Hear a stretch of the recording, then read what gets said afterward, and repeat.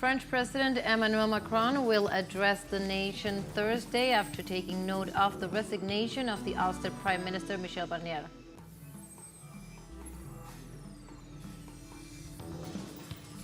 The Syrian army said that terrorist forces have entered Hama city after intense fighting, prompting its own units to redeploy outside this strategic city. The Venezuelan Vice President Delcy Rodriguez held a meeting with her Chinese counterpart Han Zheng in Beijing aimed at reviewing the work route set by President Nicolás Maduro during his 2023 visit to the Asian nation.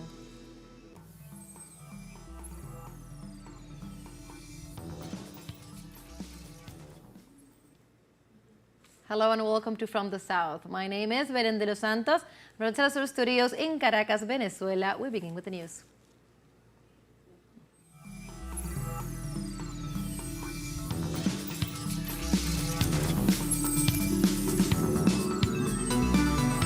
I begin with the news. French President Emmanuel Macron will address the nation on Thursday after taking note of the resignation of ousted Prime Minister Michel Barnier. This happens a day after a historic no-confidence vote at the National Assembly left France without a functioning government. Barnier's removal has come after snap parliamentary elections in June resulted in a hung parliament with no political force able to form an overall majority and the far right holding the key to the government's survival. Macron is expected to address economic challenges as well as the future course for the government amid increased pressure for a quick decision and opposition leaders calling for his own resignation.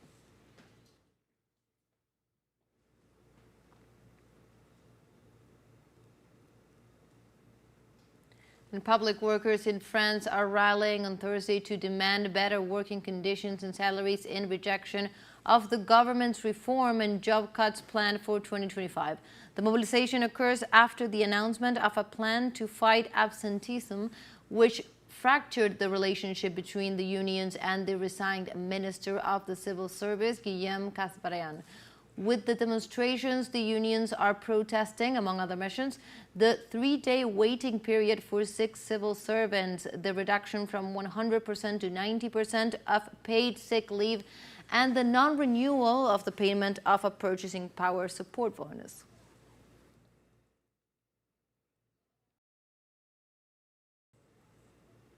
And the Russian Foreign Minister Sergei Lavrov denounced on Thursday at the ministerial meeting of the Organization for Security and Cooperation in Europe, the OSCE, taking place in Malta, the silence of international organizations before the actions of Ukraine. Lavrov also pointed out that the United States and its allies discarded the arms control treaties signed during the 80s to stop NATO's expansion in their aim to bring the organization back to the political forefront. Furthermore, Lavrov warned that the OSCE Ministerial Council has been pushed to the margins of political processes by the European Union and NATO member states. In this regard, the Russian foreign minister stressed the Council actions are not useful in the meeting of European interests, mainly in the Russian-Ukrainian conflict.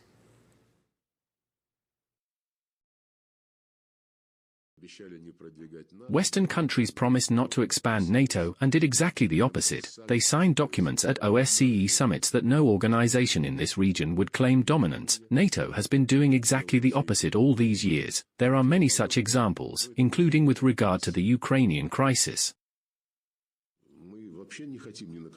We do not want to attack anyone at all, but now the United States has attacked us using the hands of the Ukrainian regime, waging war against us via the forces of Ukrainian neo-Nazis, arming them, helping them to shell our territory with long-range weapons and directly participating in the preparation of such shelling. This is not our choice. And President Putin has repeatedly said that we had been left with no other option but to launch a special military operation. And in other news, the Comprehensive Strategic Partnership Treaty between Russia and North Korea entered into force on Wednesday after the instruments of ratification of the treaty were exchanged. The treaty is a legal framework for implementing a long-range plan of cooperation. The North Korean Central News Agency stressed that it will help in the establishment of a multipolar world order free of hegemony. Moreover, the fourth article of the document states that if one of the countries is attacked, the other will immediately offer military assistance. It also provides for the deepening of cooperation in areas such as trade, economy, investment, science and technology, and the space race, among others.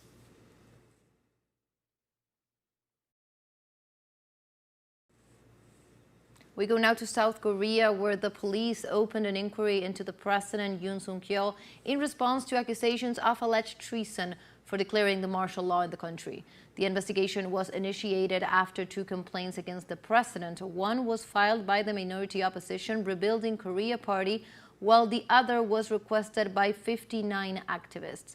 The lawsuits charge not only Yoon, but also the now former defense minister, the army chief of staff, and the interior minister with treason and other offenses for their role in the declaration and subsequent lifting of the martial law. Likewise, 191 opposition parliamentarians presented to the National Assembly a motion to impeach the president, which could be voted on next Saturday. In this context, after massive protests on Wednesday, a group of former South Korean Marines rallied Thursday in front of the presidential office for demanding the president's dismissal. These veterans described the fact that the government declared the martial law as unacceptable, and President Yoon Suk-yeol had announced the measure, accusing the opposition of sympathizing with North Korea and paralyzing the government with anti-state activities.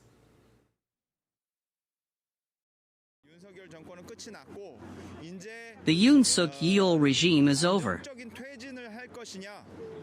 The question is whether he will step down in a stable way or be dragged down by the blood of the people.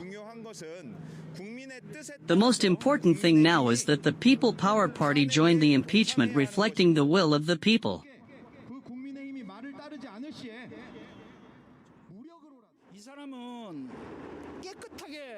This person should voluntarily step down. The truth cannot be hidden, even if you try to hide it. The right and honorable way would be for him to step down, but I think he has no desire to do so and will never step down.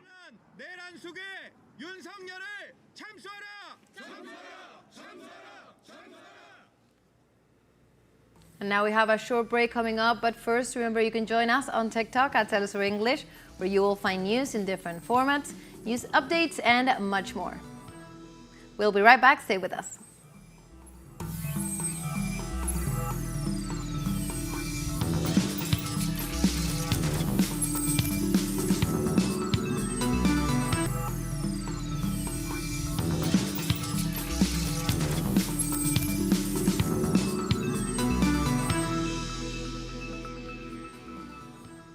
Welcome back to From the South. The Syrian army said that terrorist forces have entered Hama city after intense fighting, prompting its own units to redeploy outside this strategic city. According to army authorities, the redeployment from Hama was done to preserve civilian lives and prevent urban combat. This announcement comes after the Syrian army neutralized more than 300 terrorists in Jabal Zain al-Bidin, a rural area in the north of Hama, and the joint Syrian-Russian air forces bombed terrorist concentrations and convoys, causing numerous casualties and destroying a large part of their equipment and war machinery.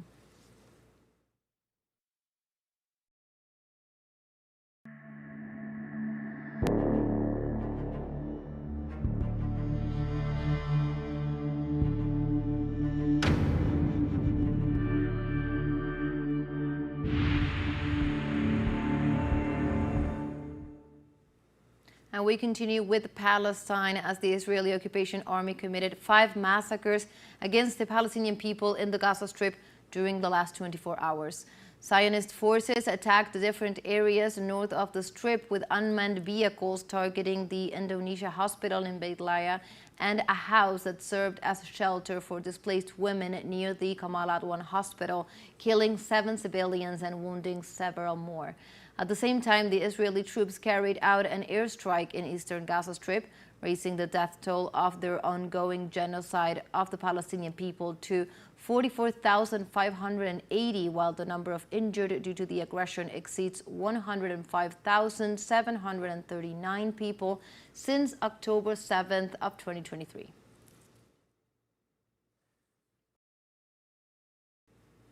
And in this context, the Palestinian Journalists Syndicate launched a campaign against gender-based violence to raise awareness of the aggression towards Palestinian women, especially on media outlets. The 16-day campaign is aimed at highlighting women journalists' courage in times of aggression, in addition to raising awareness and speak out against gender-based violence. The syndicate has recorded over 25 murders of women journalists, in addition to dozens who have been injured. However, hundreds of thousands of women remain steadfast in resilience to the Israeli aggressions and incursions.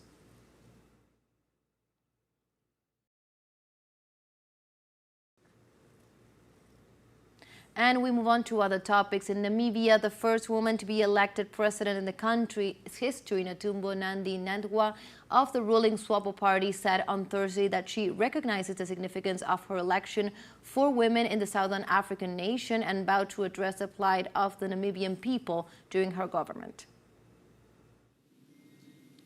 Comrades, fellow Namibians, as a woman, I am the first to admit that my election to hold the highest office in the land is definitely one that is breaking the glass ceiling for a Namibian woman to lead at this level. And I repeat, it's not going to be business as usual. We must have a radical shift in addressing the plight of our people, especially the downtrodden and the vulnerable communities. The time is now to address all known gray areas and challenges that we face without fear or favor. And also in other news, Senegalese artisans' exhibitions on hippopotamus stood out at the Dakar 2024 Biennale of Contemporary African Arts. 5 artisans participated for the first time in such art events, a space that has become one of the foremost artistic showcases of Africa.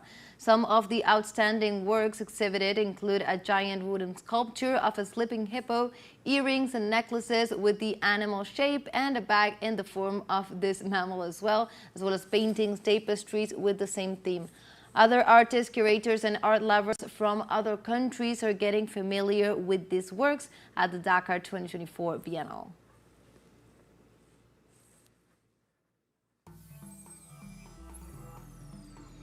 And now we have a second show break coming up, but before, we invite you to visit our YouTube channel at teleSUR English. There you will be able to re-watch our interviews, top stories, special broadcastings, and more. Hit the subscribe button and activate the notification bell to stay up to date on the world's most recent events. Final short break, don't go away.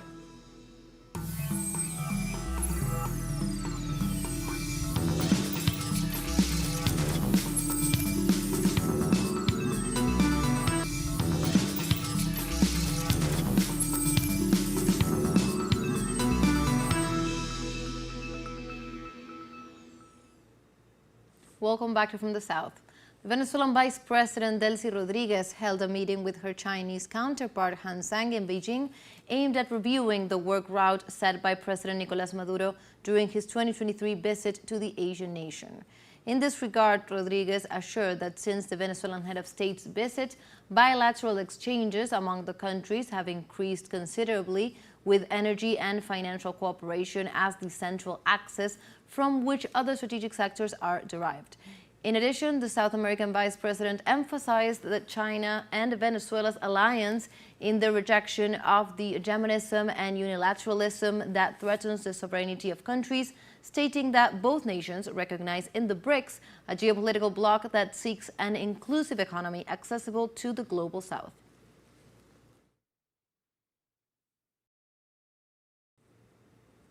And in other news, China introduced new sanctions against 13 U.S. companies and 6 senior executives for supplying and selling arms to Taiwan. On a statement, the Chinese Ministry of Internal Affairs condemned the U.S. sale of arms to Taiwan, arguing that the arms deal violates the One China principle and goes against the Chinese sovereignty and territorial integrity. On November 30th, the U.S. Defense Ministry reportedly approved the sale to Taiwan of spare parts of F-16 fighter, electronic scanning, drones, and other military equipment valued at $385 million.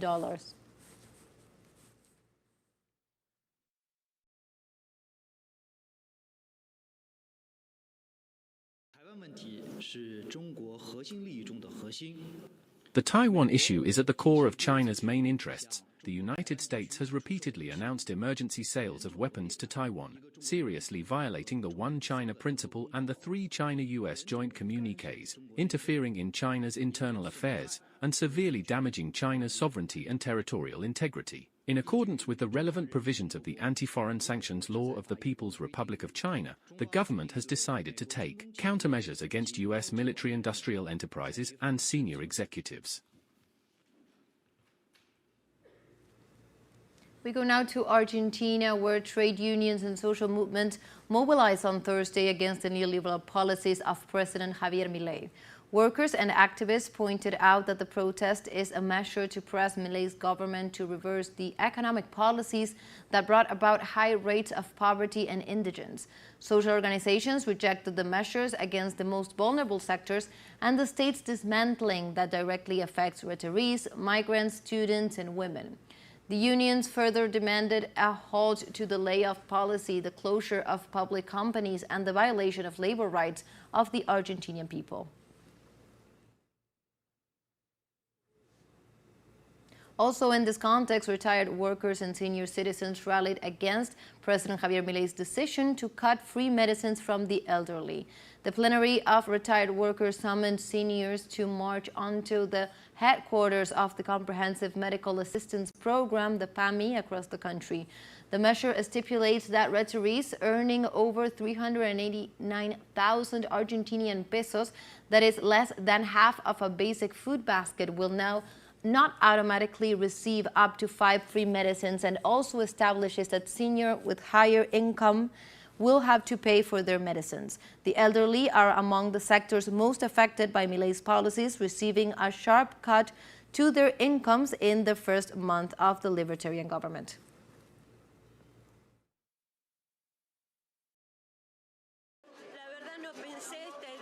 I really didn't think I would have to live through this again at my age. I really didn't see it coming.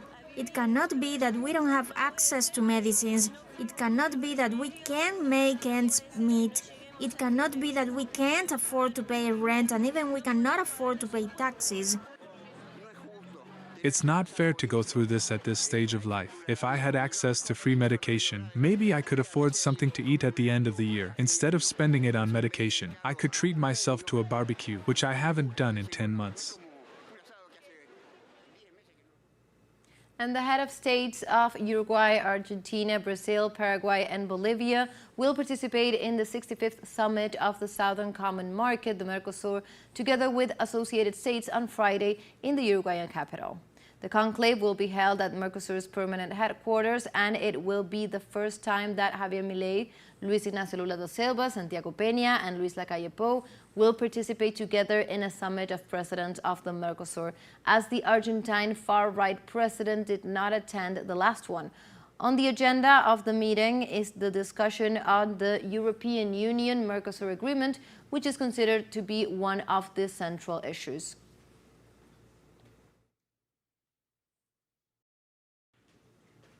And on Wednesday, Uruguay's electoral court proclaimed Yamandu Orsi of the Broad Front as president-elect of the South American country and Carolina Cose as vice president. In the act of proclamation, the president of the court, Wilfredo Penco, read the corresponding act where it was ratified that the formula of Orsi and Cose was the winner of the ballot held on November 24th against the binomial of Álvaro Delgado and Valeria Ripoll. After the proclamation, Orsi recalled the words sent to them by international leaders on the night of the results in which they were announced.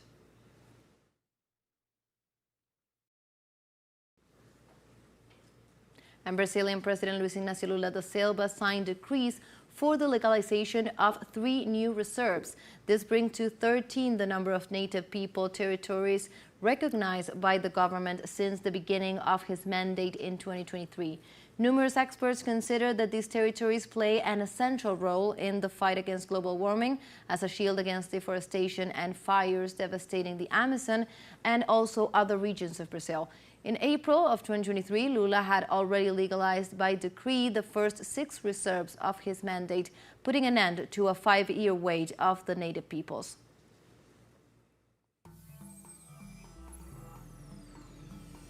And like this, we have come to the end of this news brief. You can find these and many other stories on our website at telesurenglish.net. And also join us on social media. We are on Facebook, X, Instagram, Telegram, and also on TikTok. For TeleSUR English, my name is Belén de los Santos. Thank you for watching.